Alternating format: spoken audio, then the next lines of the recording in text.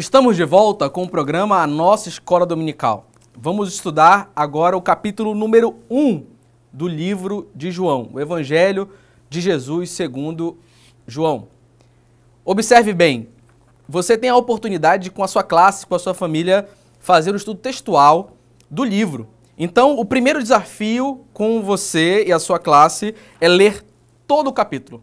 Leia o capítulo inteiro. Se você ler todo ele na sua igreja, no púlpito ou em qualquer ambiente em sua casa, não levará 5 minutos. E você vai investir em conhecer. Nós destacamos alguma parte do primeiro capítulo para estudar no corpo da lição, mas você é desafiado a conhecer com profundidade todo o conteúdo. Vamos descobrir o que vamos estudar hoje?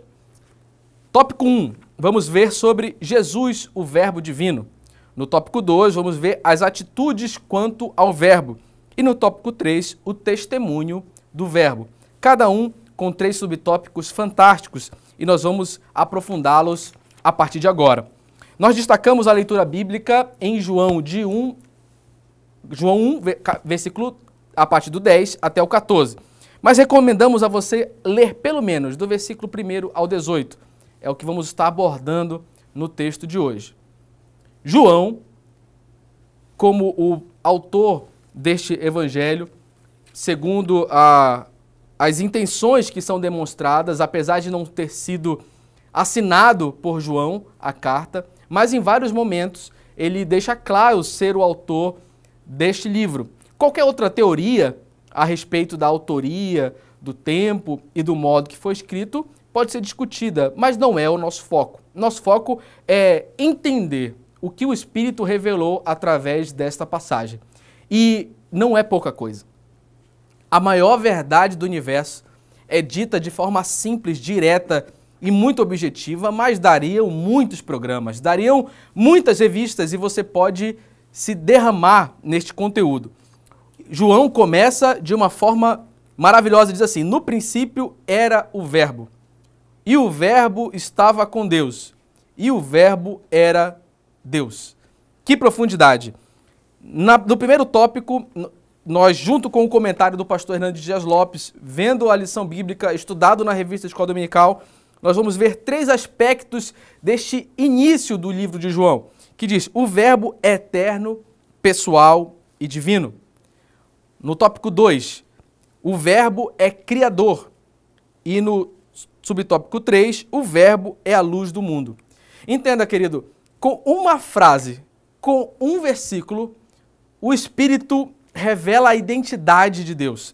Quando ele fala que o Verbo é eterno, pessoal e divino, ele afirma que no início era o Verbo e o Verbo estava com Deus e o Verbo era Deus. Ele afirma, ele coloca qualquer outra teoria de Jesus, o Filho de Deus, como psicólogo, como filósofo, como amigo ou como qualquer outra característica meramente humana.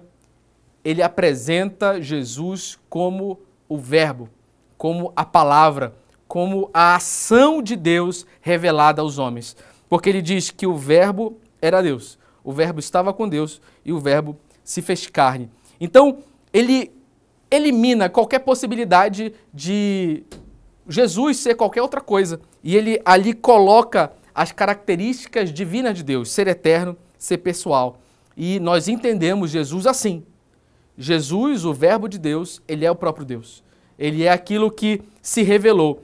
E ele coloca aqui no subtópico 2 o destaque do poder que o Verbo tem. Do poder de Jesus na eternidade. Diz assim: o Verbo é criador. Quando ele diz, todas as coisas foram feitas por intermédio dele. Observe que Jesus, ele é o meio para que a criação aconteça. Do nada, como Hebreus nos revela que o universo foi criado, o universo inteiro foi criado pelo poder do Verbo, de Jesus, que é divino, que é Deus e estava com Deus no início de todas as coisas. E ele criou todas as coisas. E é interessante que o evangelista faz uma afirmação e uma negativa, né? Primeiro ele afirma, todas as coisas foram feitas por intermédio dele. E depois ele faz uma negativa, confirmando a primeira oração, que diz assim: e sem ele, nada do que foi feito se fez.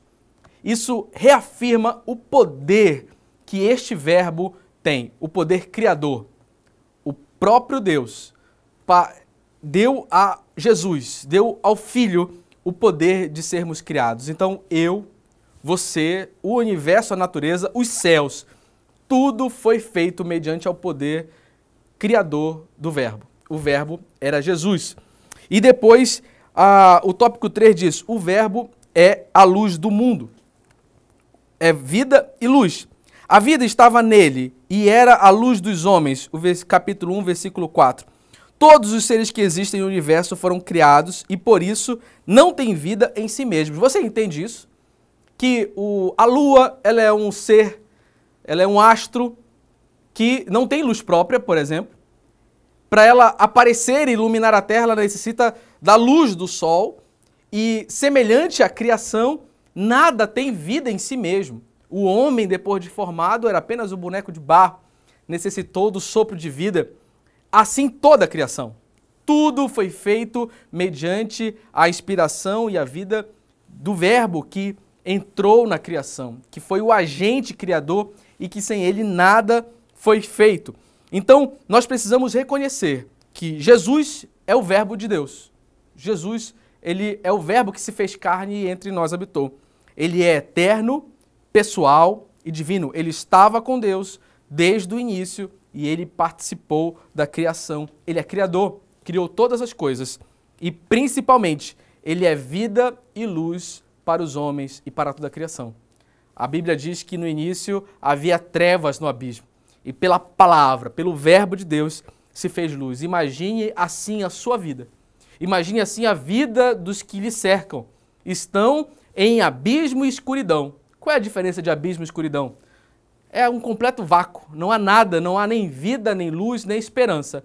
Mas Jesus, o Verbo de Deus, a luz e a vida para toda a criação, quando ele chega, quando ele se faz presente, alguma coisa acontece. A vida, a clareza, a eternidade é revelada e aí toda a criação passou a ter acesso à verdadeira comunhão com o Criador, com o próprio Deus.